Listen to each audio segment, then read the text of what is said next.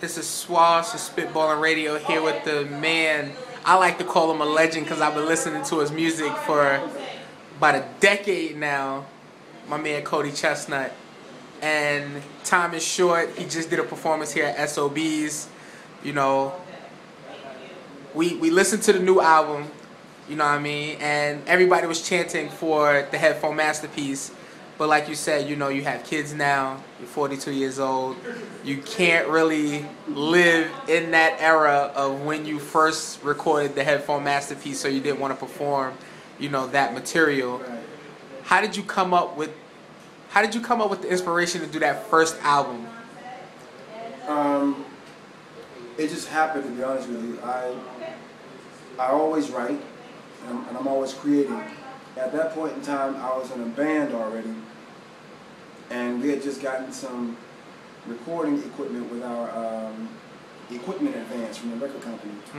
And so I would just set the equipment up in my room. Speakers, 4-track cassette recorder, drum machine, keyboard and microphone, and just work on ideas all day.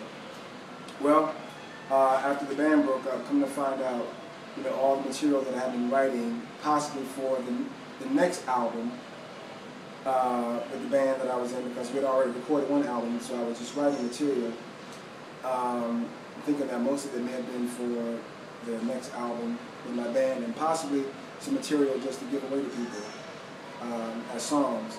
But it turned out that was the body of work that created the headphone masterpiece. So I was just doing what I do every single day, which is make music and just create, just to keep my head clear, keep my life source going, you know. And come to find out, the album that I've been wanting to release the whole time was right there in the room with me. How did the Roots pick the seed? Because originally I know that song was yours. Right. You know what I mean? I had listened to that track a whole bunch of times, and then, you know, Black Thought and them, you know, they dropped verses. Well, Black Thought dropped a couple verses to it, and you did the chorus, and they actually put you in a video, which I thought was a huge paying homage to you. How did they come to you about picking that song? Well, they didn't come to me about picking it, they just picked it. One day, my cousin that was working with me, the manager, he was my manager at the time, and the people that worked for the Roots reached out to him, and he brought it to me and said they wanted to re-record it.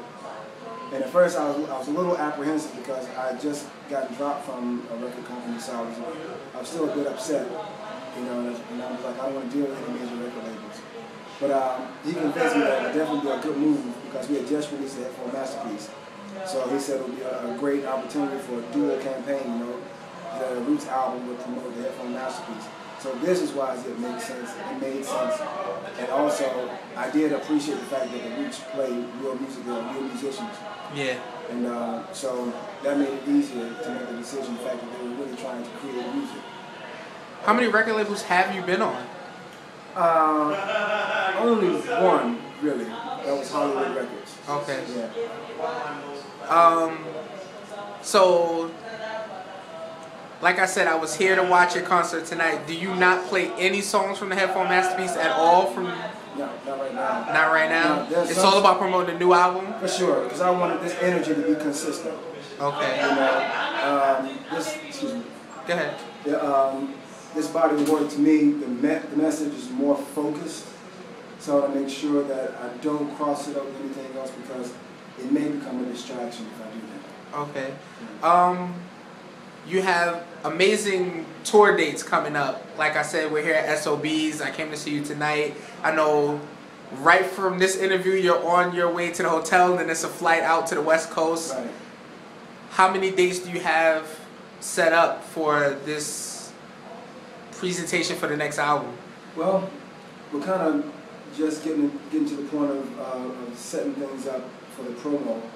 So I'm not quite sure what's on the calendar next, but there's a possibility that we may be going to the UK pretty soon. Oh. And maybe back to Europe. We've been to Europe quite a bit. We just got back actually a week ago. Okay. Yeah. The album is going to be released through Polydor France. Mm-hmm. We're going to license the record to that territory. So you might be one that go over there for some promo as well. Will this album be released through iTunes? How can people get a hold of it? It'll be coming through iTunes as well. The company that's handling the distribution in the U.S. territory is a company by the name of RaDiO Distribution. So it'll definitely be on iTunes once they push behind it as well. Okay, any message to the fans? Because I know you got to get out of here. I don't want to hold you up. No, just be open to growth and development, because that's what this body of work is all about. Me growing as a human being, as an artist, as a family man, many different things. So I just encourage each and every one of you just to be open to growth and embrace it. All right, this is Swaz here with the man, the legend, Cody ChesnuTT. Thank you, brother. Thank you for your time. Thank you, my friend. All right, thank you. Peace.